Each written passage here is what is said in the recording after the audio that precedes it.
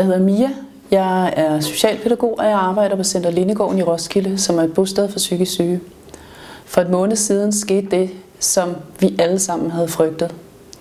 En af vores kollegaer blev dræbt, slået ihjel af en psykisk syg beboer. Vi havde frygtet det, fordi vi oplever, at de beboere, som flytter ind på Lindegården, bliver mere og mere syge og egner sig ikke til at bo på Lindegården. Vi oplever, at når vi prøver at få de her mennesker indlagt, fordi de er psykotiske og farlige for dem selv og os andre, så er der ikke plads på de psykiatriske afdelinger, så de bliver måske indlagt en dag eller to, og så bliver de sendt hjem igen.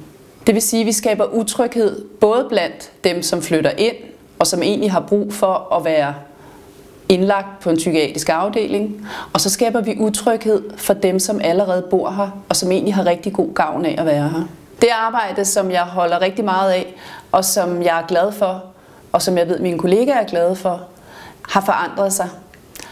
Det er ikke længere trygt at gå på arbejde. Det er en hverdag, hvor vi hele tiden skal kigge os over skulderen og være bange for, hvad er det næste, der kan ske. Jeg oplever, at vi simpelthen ikke er nok mennesker til at kunne håndtere de arbejdsopgaver, vi får, i forhold til, at de mennesker, der kommer til at bo her, bliver mere og mere syge. Derfor har jeg startet en underskriftsindsamling på vegne af mig selv og mine kollegaer. Vi har brug for at vise politikerne, at vi vil have handling, ikke mere snak.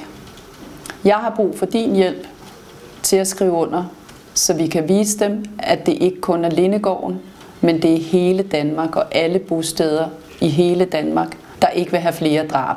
Det må stoppe nu.